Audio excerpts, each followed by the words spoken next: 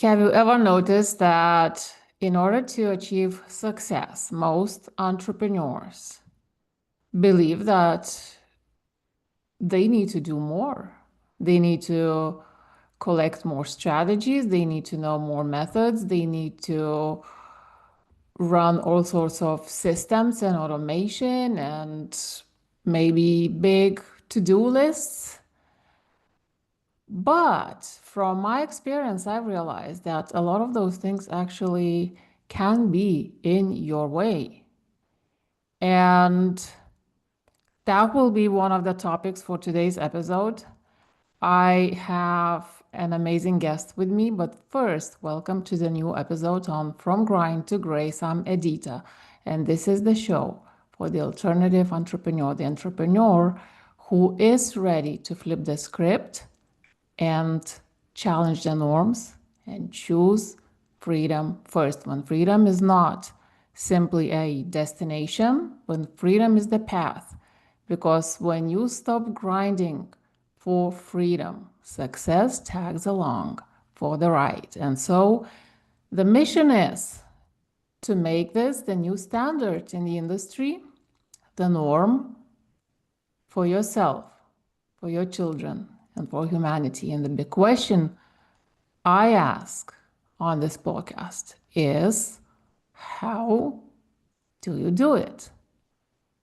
And that's what I talk about with my amazing guests. And I have another one today, the amazing smiley Shazia Warsi with me. And I let her introduce herself much better than I would.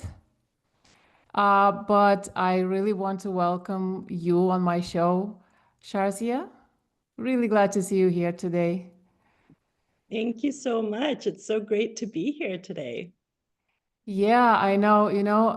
One of the things I always kind of think about when I introduce my guests overseas and on a in a different time zone is I don't know, I'm just very aware of potentially having very different energies, because of the different time of the day. It's afternoon, it's 4 p.m. for me, and it's morning for you, Mm. right?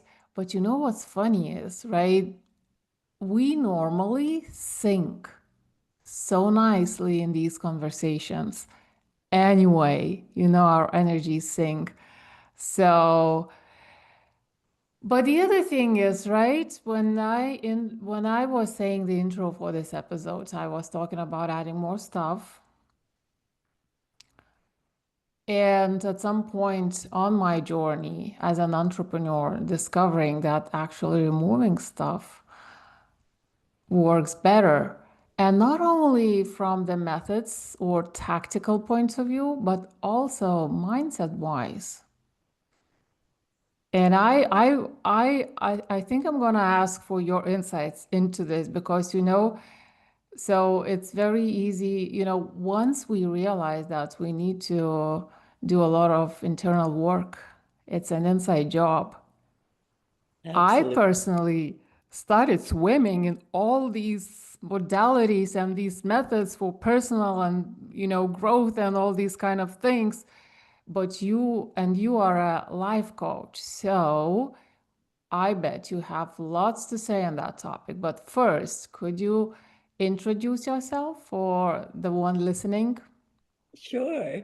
So, yeah, I'm a life coach. I've actually been a realtor for 15 years and an artist. And so wear lots of hats, but the mind has always been my passion. So for the last 30 years, I've been fascinated with the mind and the mind-body connection and placebo, like how does placebo work and, all those things. So during the pandemic, the last sort of 5 years when real estate really kind of died down, I went back because my first degree is in psychology. So I went back to psychology and getting all these certifications like NLP and this fascinating technique that I'm going to tell you about called RIM, which is regenerating images in memory.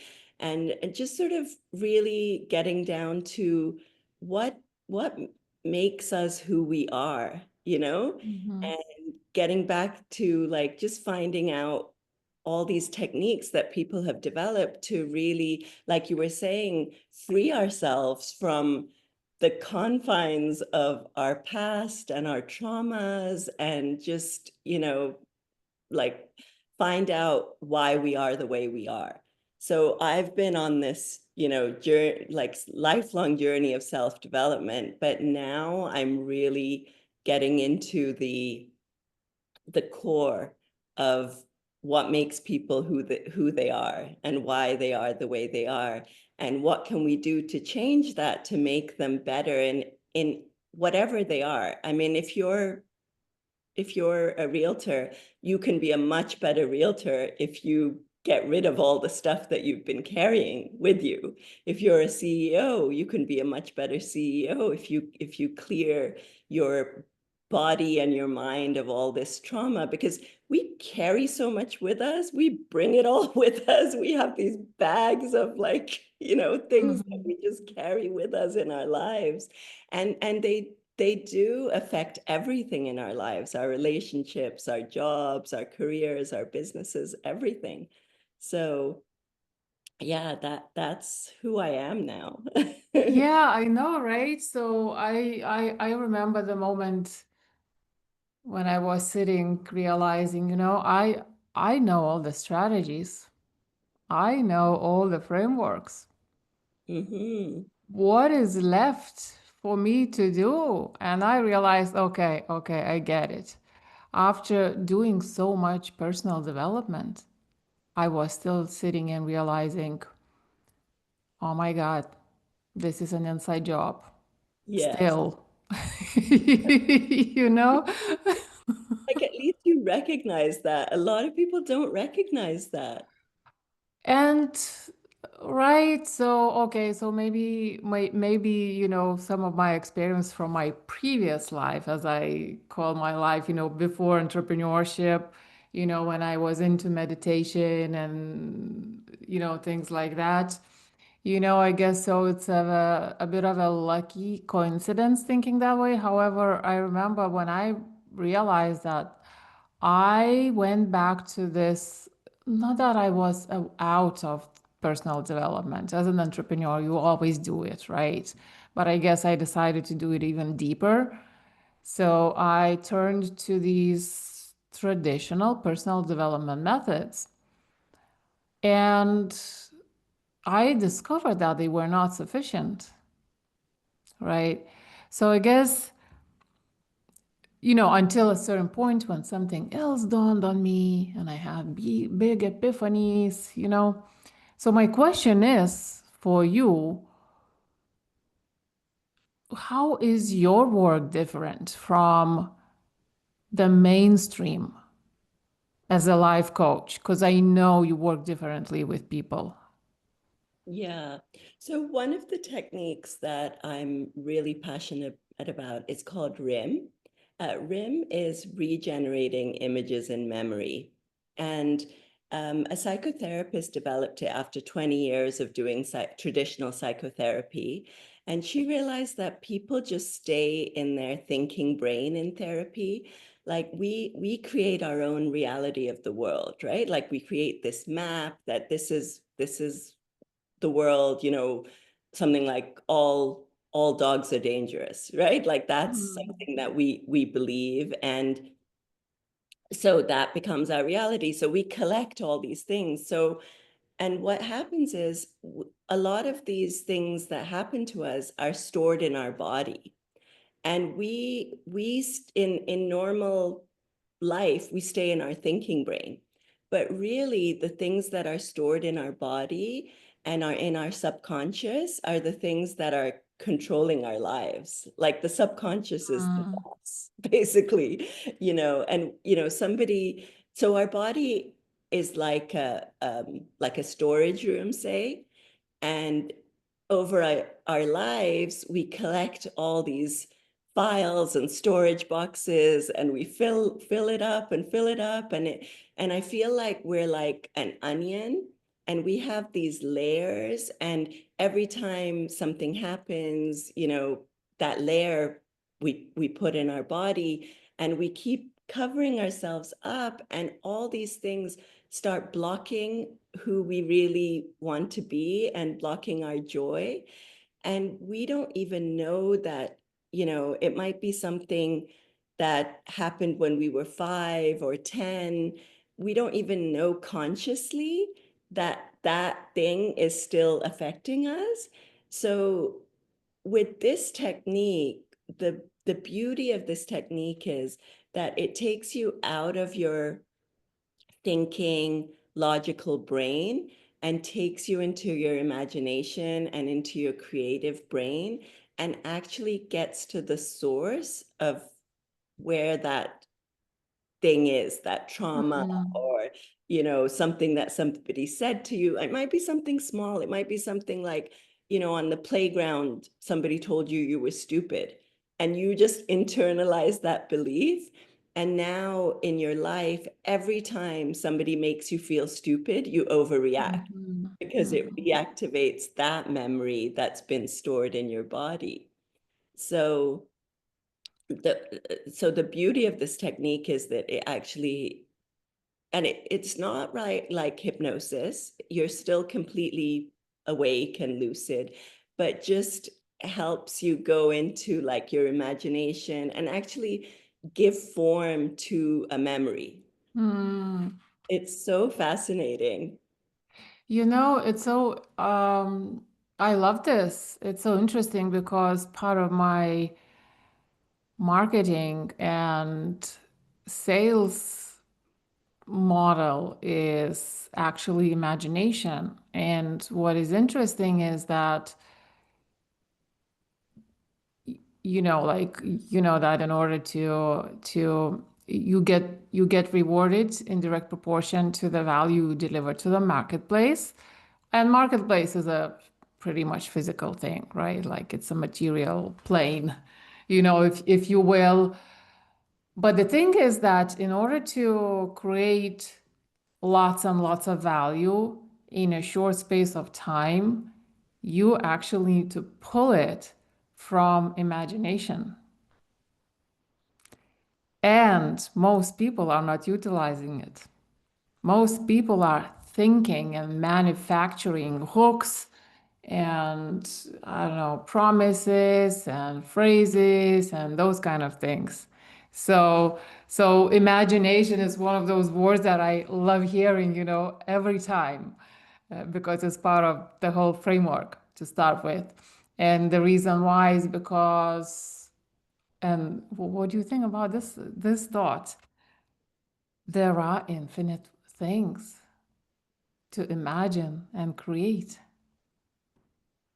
Absolutely. Your imagination is so powerful. It's like during a RIM session, I will lead questions, and I'll tell people, people see all kinds of things. And for example, I'll tell you one of my stories. So through my life, I've always been very distracted. I'm a very creative person, being an artist. And so I get very easily distracted by shiny things. I'll start one thing, and then I'll read, I'll start one book, then I'll read another book, then I'll do this, and I'll Mhm. I'll be interested in like 10 million different things. I'm so curious about everything in life. And so I always used to put myself down for that. I was like, why am I like this? Why can I never finish things? Why do I start 10 million projects and not finish them? Why do I start all this stuff? So in one of the RIM sessions where I was a client, I saw this issue as a library in my brain. And it was this beautiful library, and it had stained glass windows, and I'm walking through these passages in the library, and there's all these beautiful books, and it's so exciting for me. And I'm seeing these leather bound books, and I'm taking one out and reading it and throwing it and taking Mhm. another one out and reading it. And it was so beautiful and so exciting. And I was like, oh my God, I love this part of myself. I love that I'm so curious about everything. And I love that I love learning. And there's so much in this world to learn. And So I absolutely love that. And it actually changed the way I look at myself. And I love that part of myself now, which is like a beautiful thing that RIM can do, right? It can Hmm. make you understand those parts of yourself that you put down, right? Like we all do that. So in these RIM sessions now, when I tell people, oh, your imagination will give this a form, and people are even scared in their imagination, right? Like I was doing a session with a client, and she was seeing skates, like ice skates, and I was Hmm. like, well, what wants to happen with these skates? She said, I want to put them on and I want to do flips, but I can't. And I said to her, it's your imagination. Your imagination Hmm. can do anything. Just put them on and go and do flips. Just enjoy it. So she did it, and it was so freeing for her. And so now that image in her mind, whenever she's scared about something, she can just put on her skates, lace them up, and go and do it, you know? Mm. So it's so fascinating that even in people are even scared of their imagination, whereas your imagination Hmm. can do anything. You can do anything, you know? Yeah, it makes me a little sad when I think about how when we are really small, right? We imagine all sorts of things. And then Yeah, at some point in our life, something happens and we get scared of, our own. our imagination. People tell us, stop, I don't know, stop fantasizing, stop being ridiculous, stop sounding like that. Yeah, And so basically, we put our imagination in the cage, really, right? exactly. Yeah, be And realistic. Like that's not gonna happen. You know? right, right. So I do everything I can to let my daughter, to teach my daughter that she can do anything she wants, Mhm. or be anyone she wants, or whatever the case. But I'm seeing she's 8 now, and I'm seeing the some degree of downward spiral, which is out of my control. So basically, what I guess the work is to somehow mitigate that, you Mm. know, to the best of my ability. But at least I'm aware of these things. So I'm actually wondering, what issues or patterns do women come to you for life coaching? Um, I think a lot of people are just stuck. You know, Stuck in what? they get stuck in where they are, what they want to do. And now I'm doing a lot of, like, I also got a menopause coaching specialist certificate. So because I'm very interested in what happens with women in menopause, and especially mindset at menopause. And I think a lot of women, we've given our lives to our families and our careers, and what happens when we get to menopause is we sort of come back to ourselves, and we want to come back to ourselves. We feel like we've given so much over the years. And so I think, combined with a lot of times it's a career that we're not really fulfilled in anymore. There's I mean, you're really lucky if you find your passion early in life, right?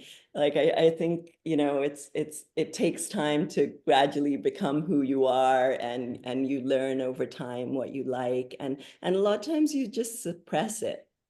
So I think when you get to sort of midlife, you re-examine your life, and you re-examine what you're interested in and what do you really want to do. I think you kind of realize that time is not unlimited anymore. And so I find, like women in this sort of midlife, like sometimes are stuck, or just disillusioned, or not excited and passionate. So I like doing things to get people to get their passion back and to get excited about life and look forward to the rest of your life. Because, I mean, if you're 50, you still might have 30, 40 years in the future. Like if you're in a career that's not making you happy, you still have time to change it. Yeah, I've worked and work with people in all age groups, and all age groups have their own challenges. Like younger people would be like, oh, who am I? Who am I to coach these other people who are like 10, 20, 30 years older than me? But who am I to claim I have this expertise? Who am I to claim I have this experience? And yet they are. I can see looking at them, yet, yes, they are. Where the older people, um, they would be like, oh, I don't know anymore who I am because I've given myself to family, to job, to, I don't know, building a house, whatever. And I don't know what I want anymore. I don't know what my passion is. Do you help them to unpack their passion? Yes. Yeah. I And help. do you have a process for that? Well, RIM helps. RIM really helps because RIM helps them go back and figure out, like, release things that they've suppressed and talk about things that they've uh forgotten about. And so that helps clear. And once you clear the blocks, then the flow comes, right? Then your Mm. creativity can flow, then your joy can flow. But a lot of people, they just have so many blocks that is blocking them from their creativity and really. Okay, and I think that brings us to the starting point, to the intro that I made. A lot of people believe that in order to achieve what people call the next level, whatever the next level is for everyone, they need to learn something new. Mm-hmm. But what really is surfacing more and more is that it's actually the opposite. It's actually stripping things away, Yeah. right? Yes, stripping away those beliefs and those negative thoughts, putting yourself down, these thoughts like I'm not worthy, anger. Like you might be angry at like an ex-boyfriend from like 20 years ago, and that is still running your life. Like that's like an undercurrent in your life, because that rejection is still, then you feel like, oh, I wasn't lovable, I wasn't good enough, I didn't deserve something. And so that undercurrent plays out in a lot of other things in your life. And once you get to the root of that and release that anger, then everything else gets better. Yeah, tell me about it. I recently realized I had I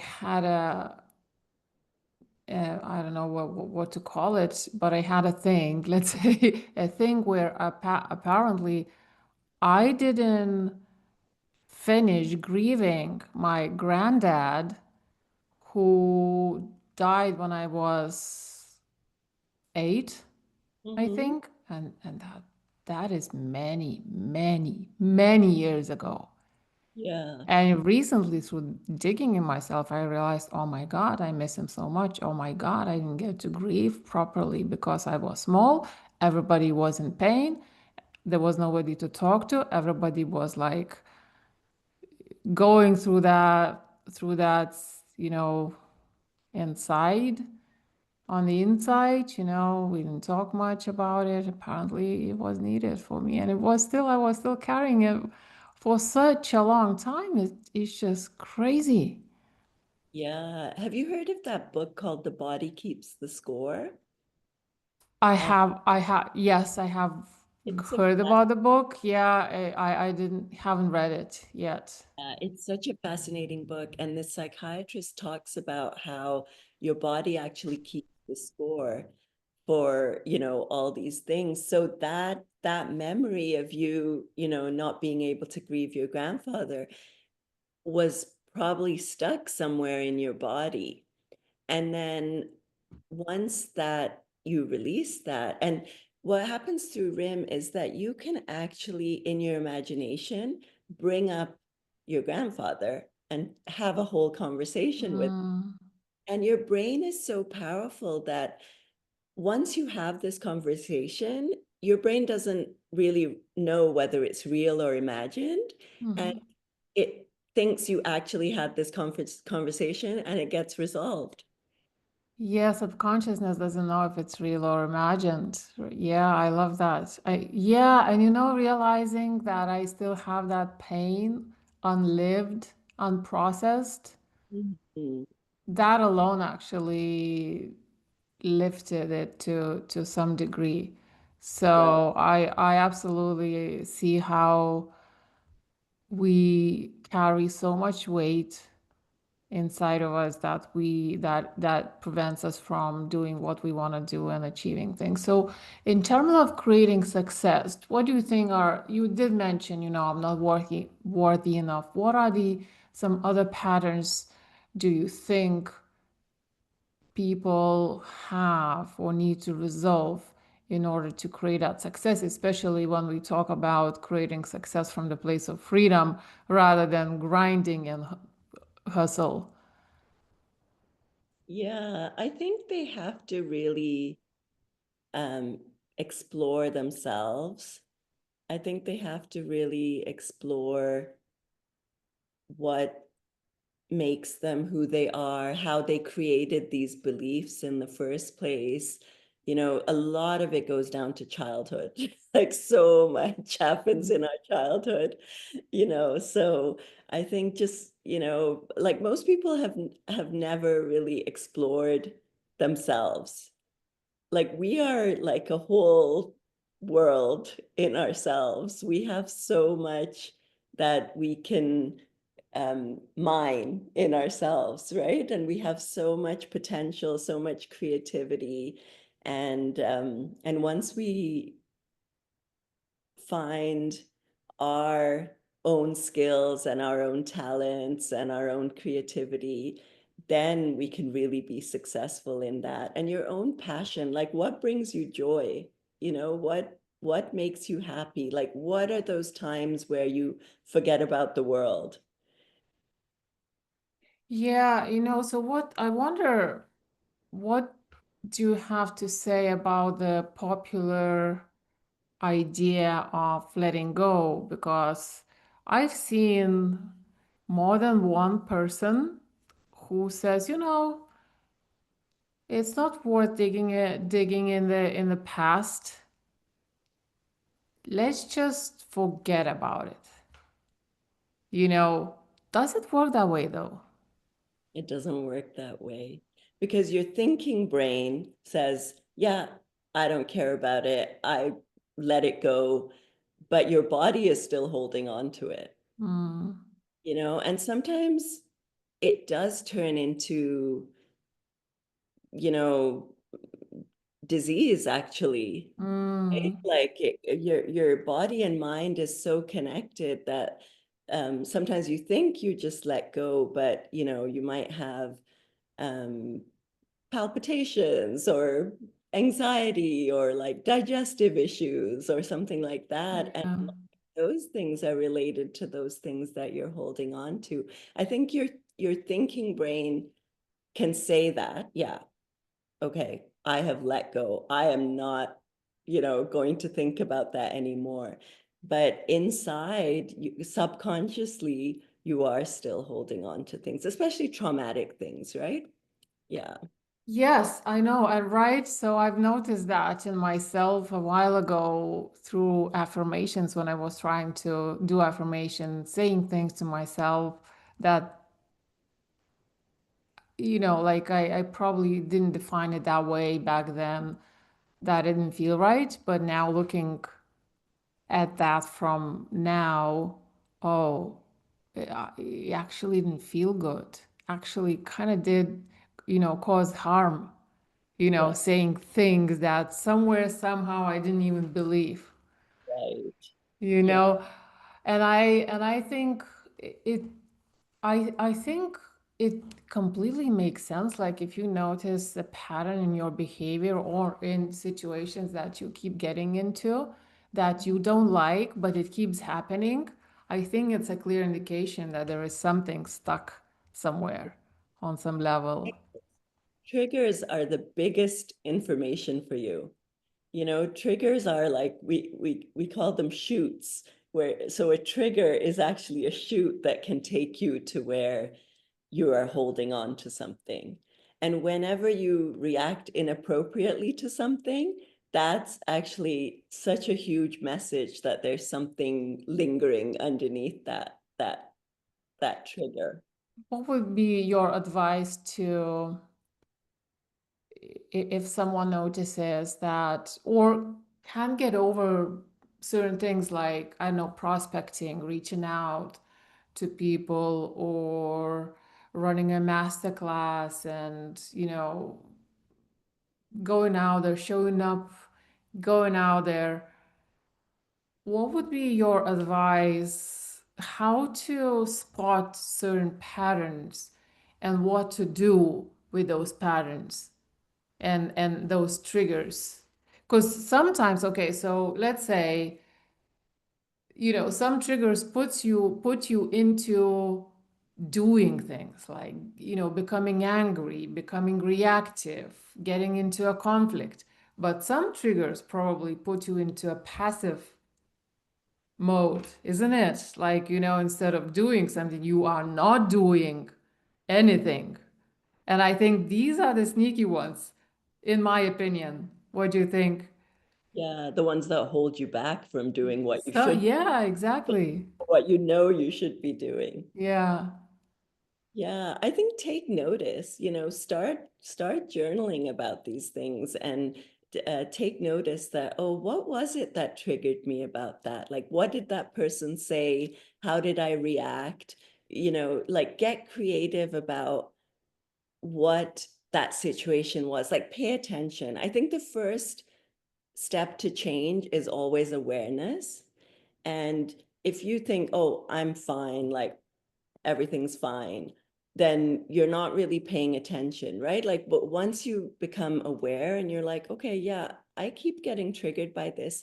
Why is that? Like, how does that make me feel? And write it down. So in that moment, that person said something, this is how I reacted. What was I feeling in that moment?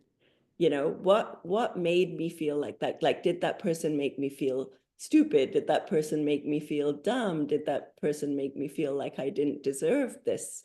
you know and then switch that, because our fears are all liars. I Mm-hmm. really believe our fear is just a liar, because our brain's function in life is to keep us safe.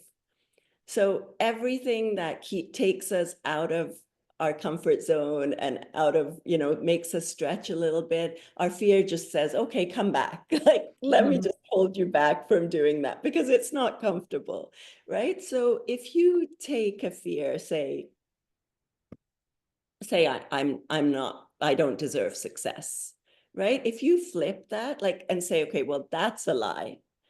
I deserve all the success in the world, and just flip it and say, okay, you might not believe that, but then you give yourself little evidences. Say, oh, okay, well, you know like, a lot of times we do blanket statements and they're not all true. It's not true 100% of the time, right?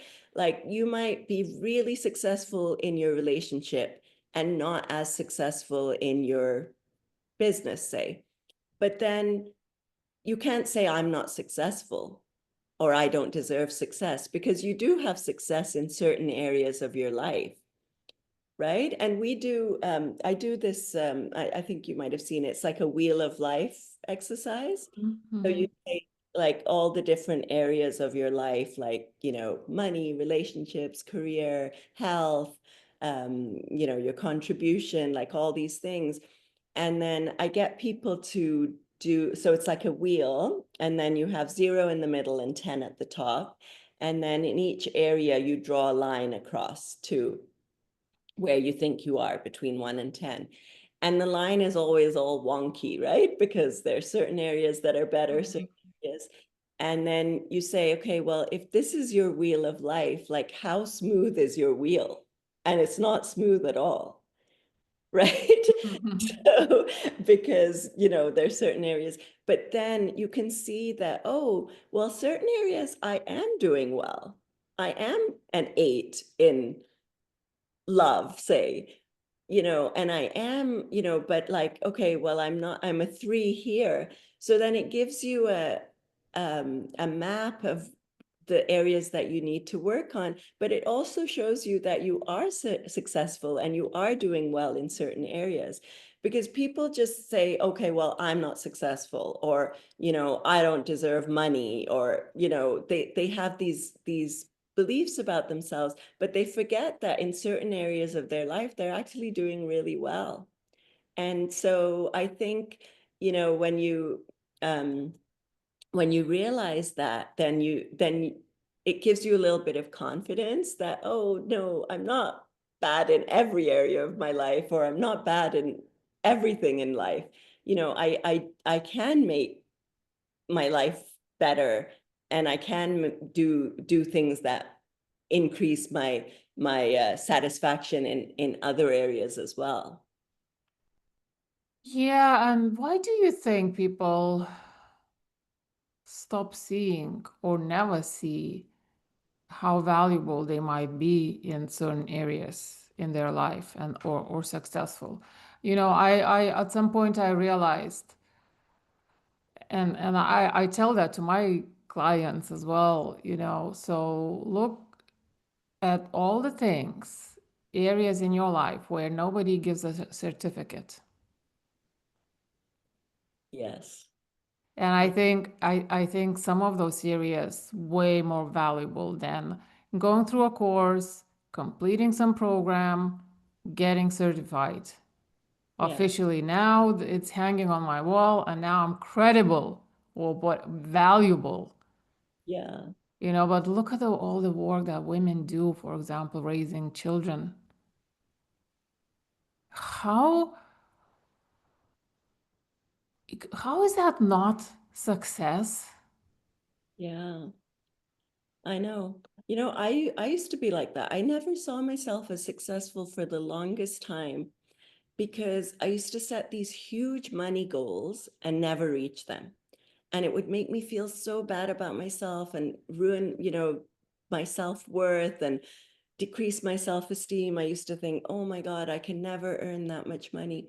And I was ignoring all the success in my life. Like, I've raised these two amazing girls who are actually, one of them's a doctor, the other one's becoming a doctor, like so successful. Like I have a great marriage. I had so much success. And the only thing I didn't have was reaching these huge money goals. And then I thought one day, like, oh my God, like I'm missing out on all this other success, thinking that my only measure for success was money. And then I realized Mhm. money doesn't drive me. That is not, that is why I don't reach these money goals, because money doesn't drive me. That's not my driver in my life. And then that day I was like, oh my goodness. And then once actually you stop chasing that goal, it your life changes, and it actually starts getting attracted to you. Mm. That's exactly what I'm saying, right? So when you stop grinding and all the other things, measuring and whatever, then success tags along. Yeah. And I guess that's because you switch from thinking about success in tangible ways to actually looking at these intangible ways. And I think the input from women what they do is very often intangible. You don't measure it, you can't measure it, right? Which is why it does not exist. And I'm showing to the one listening, I'm showing the quote gesture, you know, I mean, right? Right. Exactly. Like look at how much, and that's what I'm saying. Like when people don't are not aware, like they need to become aware of all the success in their life, and and then figure out, okay, well, if I can create success in that area, I am capable of creating success in other areas as well. And I think a lot of it is your values, like figuring out your values and figuring out, okay, well, if money doesn't drive me, what does drive me? Is it creativity? Is it contribution to the world? Is it, um, whatever, Mhm. like different things that might drive you, and then creating goals according to those values, right? And like family. So say family is your biggest value, that, creating goals. So then your goal would not be to work like 80 hours a week or something. Your goal would be to work less but create more time with your family. So it would be like your goals should be set according to what you Mhm. find valuable in your life. And I think, like, and I've learned that because I used to always set these goals that were completely unrelated to my values in my life. And then you don't reach them and it just makes you feel bad about yourself. But when you create goals that are meaningful in your life and you reach them, they bring you so much fulfillment. And that's what people don't realize, that your goal is actually the tip of the iceberg. Because the goal, like say, so somebody sets a goal to earn $1 million. So that goal is the same for a billionaire versus a homeless person, right? Like the goal is the same, but the value that the $1 million has to the billionaire versus the value that $1 million has to a homeless person is different. So the goal is not what's important. It's what value that goal has to you. That's it. Yeah, very well said. And so I am all for wealth on purpose. Wealth on purpose, right? Why? Because we can, because it's available. And also, when you know, like, I'm very fascinated with the idea that I discovered a while ago now, how to actually combine crazy goals like that with creating a beautiful lifestyle, which Mhm. is also available, apparently, depending on what methods you are using. And most people are not aware of these methods. And I guess my whole mission is getting, as we speak, actually, I've never talked about it publicly, um, is kind of, I'm in the process of some tweaks because I realize that who needs this kind of stuff the most is the women who are underestimated, undervalued, and not having their own autonomy, not having autonomy, right? Because there are plenty, and I see more and more of them who are doing everything to create that autonomy for themselves, their own wealth, and not able to do that because they are not using the right methods, that fit in their life properly. However, and back then to our conversation, however, that requires you to act in a certain way, to step in the bold you, to step in your higher version of you, to step into your power, to use that imagination and to have the courage to unapologetically create your business from your imagination and not from the frameworks. Yes, frameworks work, but first we need to get out of those frameworks, step into your power. So how do you meet women who need that access to their power and I guess the question is, how can they do it? How can they step into their power? I think women, you know, most women do it to themselves. Like I feel like a lot of women have their own expectations of themselves. And I'm talking about, like, say, if you're married, you have kids, you're raising a family, you um are what, like, your expectations for yourself sometimes override other people's expectations from you.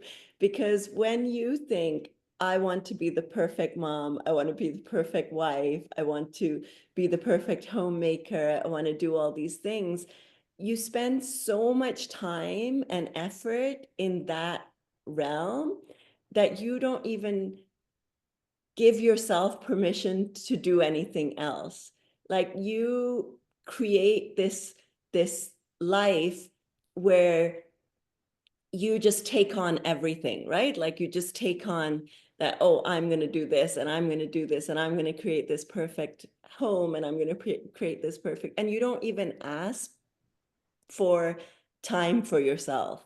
You don't take it. And if you asked, you could take it, but you just don't, because you just create this cycle of being in this place, and before you know it, you're in, midlife, or you're 50 and you're like, oh, but what did I do with my life? I just gave it all to other people, and then you have resentment. But actually, you could have asked, and you could have taken time, and you could have asked for permission, but you never did. So you can't even be angry at anyone else. Right. So, right, it's a very interesting topic, and I've been in a place where I abandoned myself, right? Issue was for me, and I'm the kind of person, well, I'm a chief person. I had a very good career. I had masters in IT, then I worked in IT, I'm a strong person, and I had always appreciated individuality and doing my own thing. And however, the combination of motherhood and entrepreneurship and maybe some other aspects snuck up on me. I didn't notice how I lost myself. I remember I was sitting in the kitchen when we lived back in Ireland. I was sitting in the kitchen and I was thinking it sounds so cool when they say just do you, but I don't know what you means anymore. What does it look like? Me. And it was so agonizing because it's me. It's not just any person who doesn't know who they are from when they are kids or whatever. I always thought I knew who I was. And yet I'm sitting here, I'm thinking, oh my God, what is happening? This is not good. This is agony. This is like, I know I'm not in my power. I know I'm not fully authentic. And if I was, then I could be, would be showing up more powerfully, but I don't know how to access that place. It snuck up like I didn't see how it happened very gradually, right? Motherhood was a new thing. How do I know how to do? Okay, so should I give baby 10 more minutes or 10 less minutes? How do I know? You just give 10 more minutes automatically, right? And then it compounds and compounds, and then suddenly, oh my God, I'm not being myself, right? So how does somebody, if somebody finds herself in that kind of place, how can they unpack that? Yeah, I think baby steps. Ask for one thing.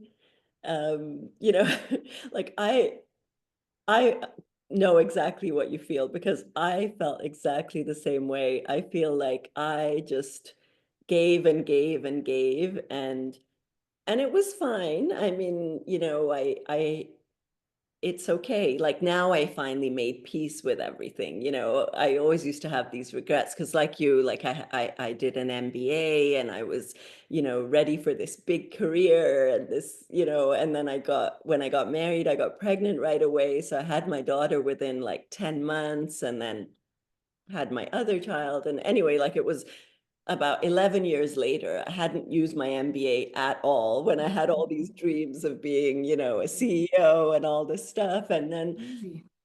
you know, so I think what you have to do is just build it up one brick at a time. You know, just take an extra half an hour in the morning, wake up an hour earlier and do something that you want to do, read a book that you want to do, or, you know, work on your business for an hour in the morning. I think, you know, we have to just stop making excuses and stop giving our power away and take it back one step at a time and do one thing, you know, like whatever is for you. Like say if you've neglected your body, you know, wake up an hour earlier and just work out for that hour, or find some time in the day where, you know, you can do something that is important to you, and ask people for that time. I mean, if it is your family, if it is your husband, you know, say, okay, you know, this time is just my time. I need to do something, and everybody will survive. And that's what I mean by us doing it to ourselves. We think nobody can survive without us. We think that we're so important that nobody else can do what we can do. But you know, give people that chance to take on some responsibilities, right? Like you don't have to be everything to everyone. Mm.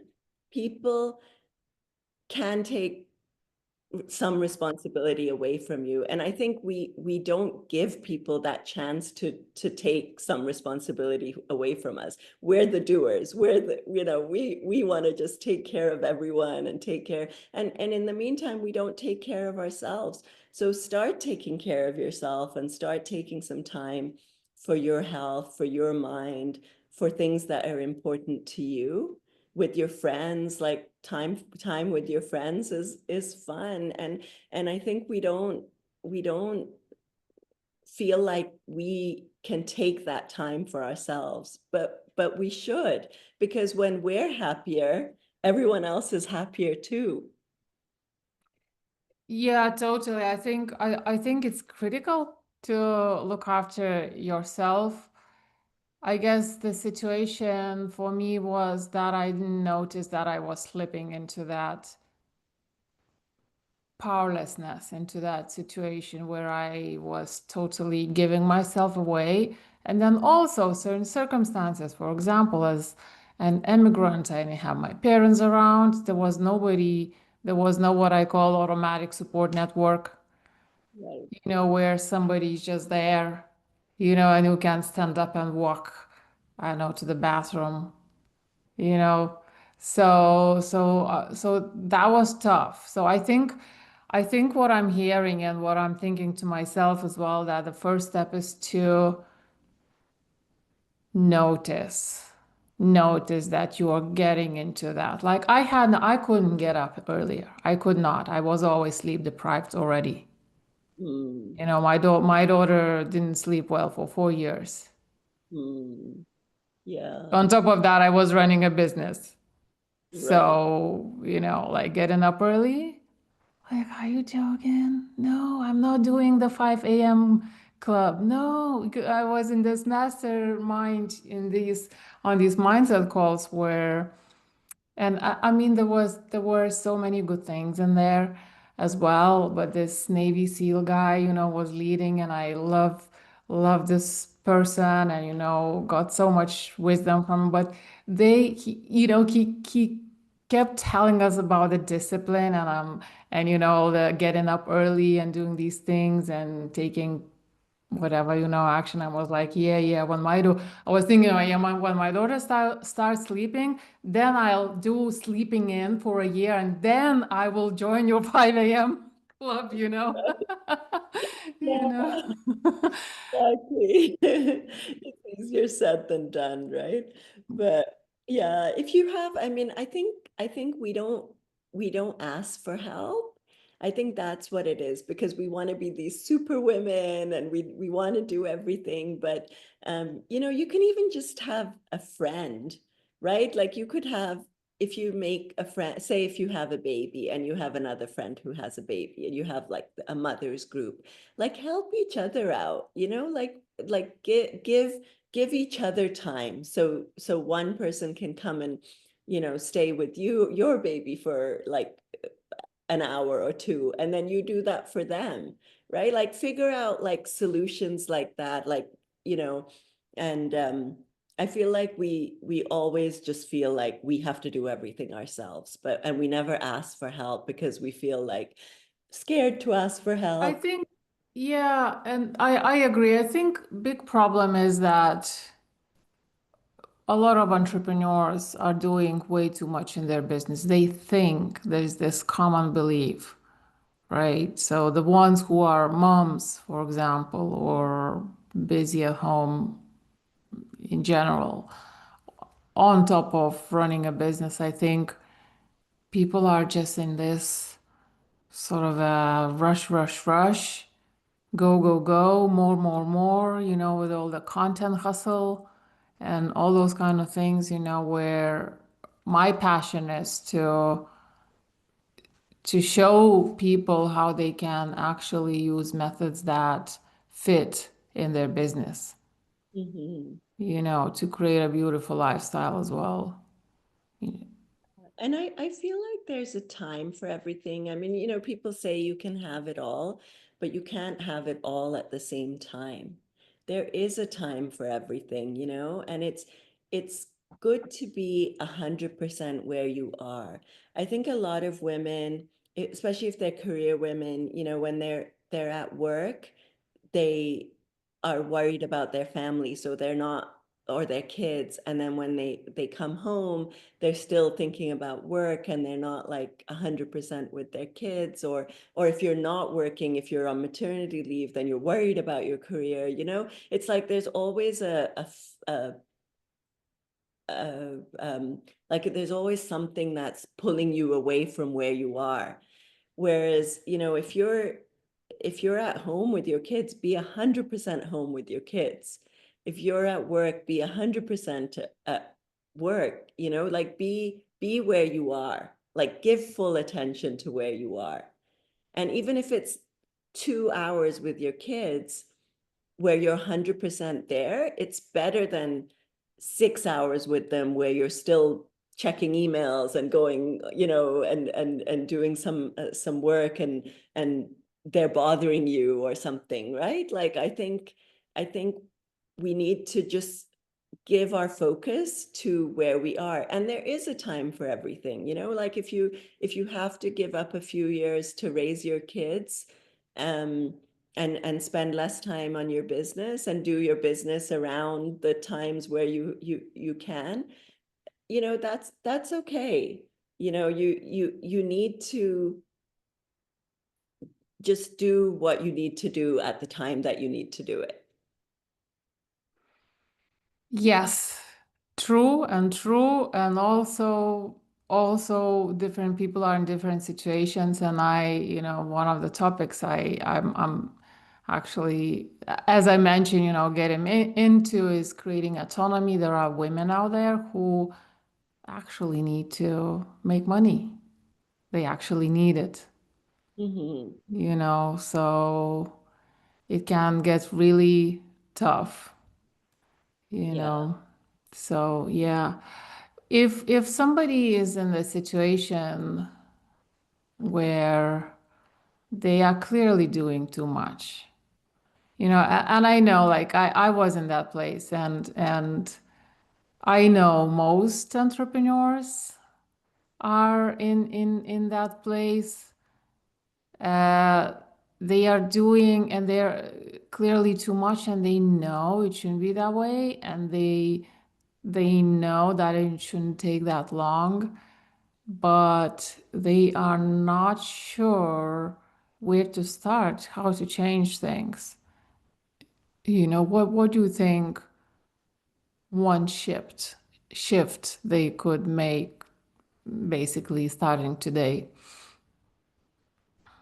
Um, Prioritize, like what is important and urgent, what is important and not urgent, what is not important, and like so go through those things. And I think planning is great, right? Planning your day, uh the night before, the morning of, like planning what are, not 10 things I need to get done today, but if I get these 3 things done today, that would be amazing. And then so have your list of, the 3 things that are important and urgent, and then the 3 things that are next, and like just go through your list. And then if you don't get through all your list, you can change it, take those things to the next day.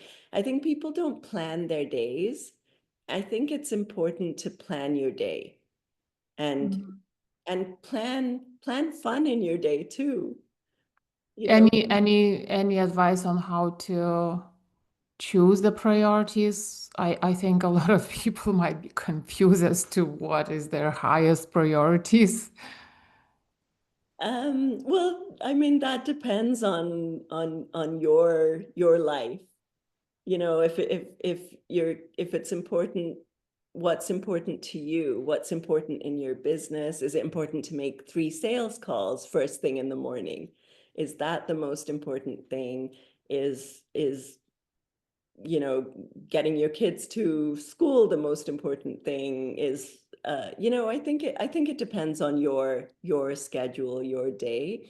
But I think you would know that. And if you and everything is flexible, so you can plan, and then you can test it out and say, okay, is this the most important thing? Is it working? If not, then change it. Like, life is fluid. Yeah, I think it's a good tip to remember. Just test it. Test If it. it doesn't work, you can change it in a few days. Yeah. Yeah.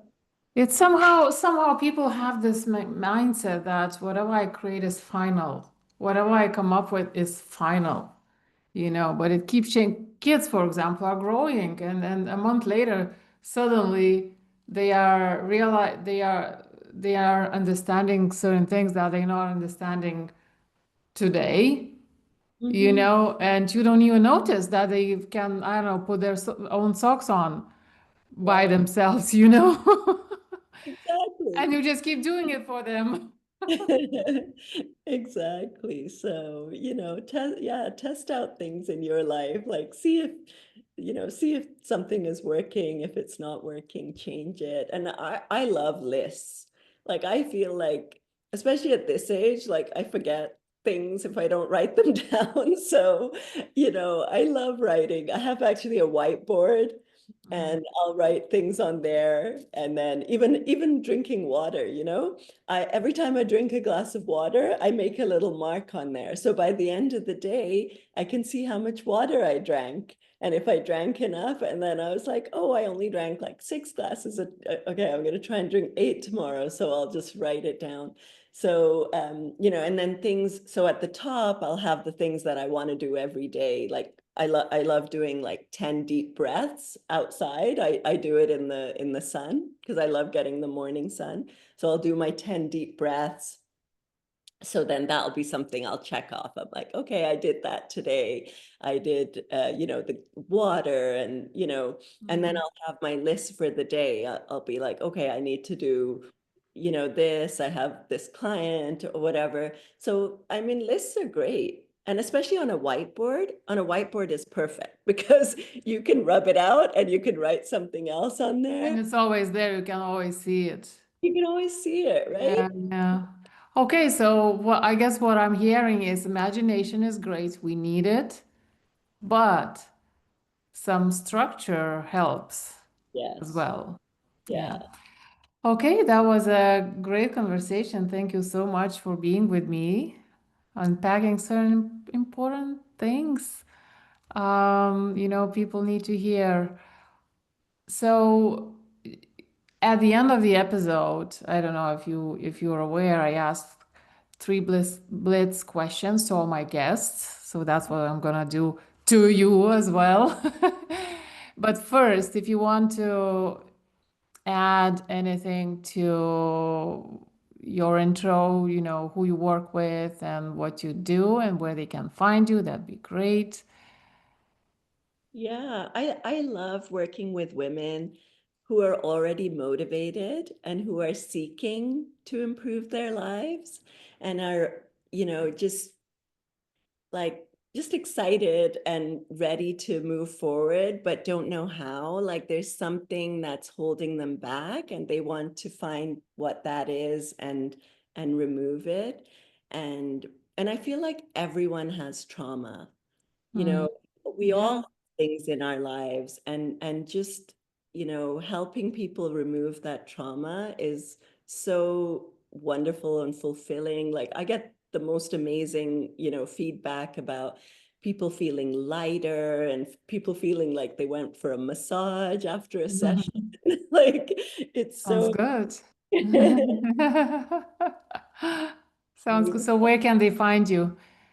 So I'm on all the socials. My on Instagram and Facebook, it's Shine From Within Coaching. My website is just my first and last name, so shaziawarsi.com. I'm on LinkedIn, Shazia Warsi as well.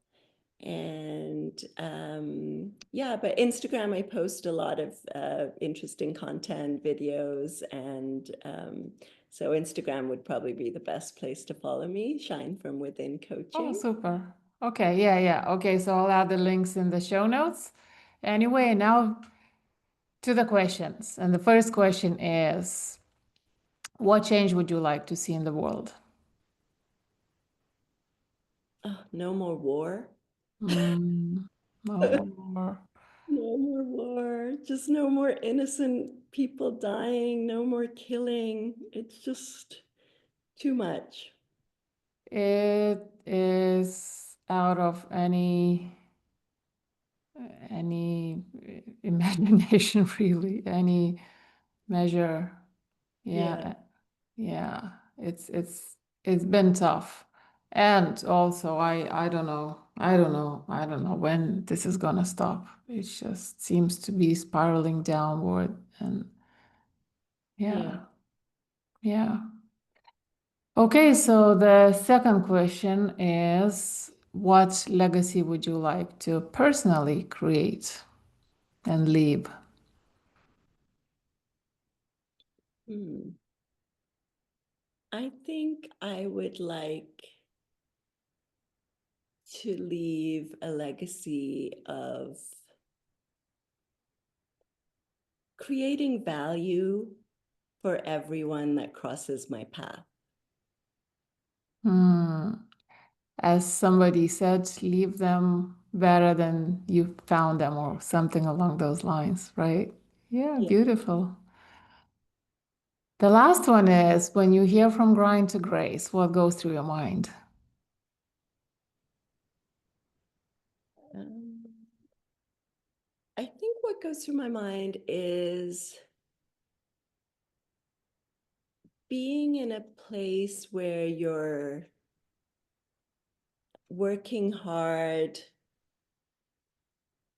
and not seeing results or not seeing the right results that you want and moving into grace where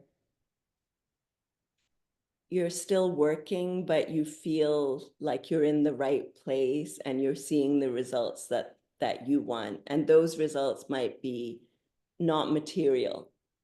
They might just be those, feeling fulfilled or feeling at peace or feeling like you're in the right place and doing the right thing.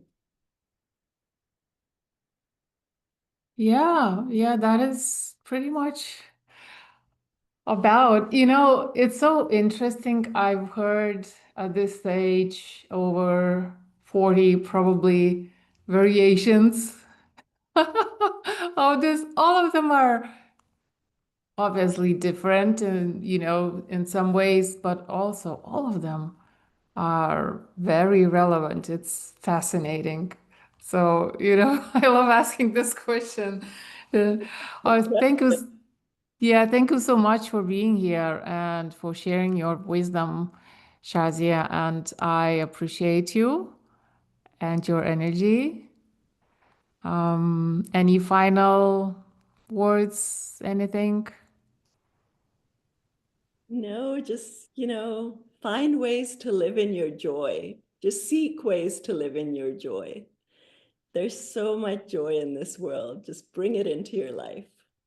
And I'd like to add something. If you don't, because I know a lot of people don't know where to start, find help. Find help. Exactly. Hmm. Yeah. Yeah, But super. thank you. Okay. And to the one listening, thank you so much for tuning in. And I've said it before, I'm gonna say it again. This is something to share and to share with somebody who you think might need to hear this information if you got value, because that's how we are spreading the message and this mission. So thank you a lot, and I'll talk to you again next week.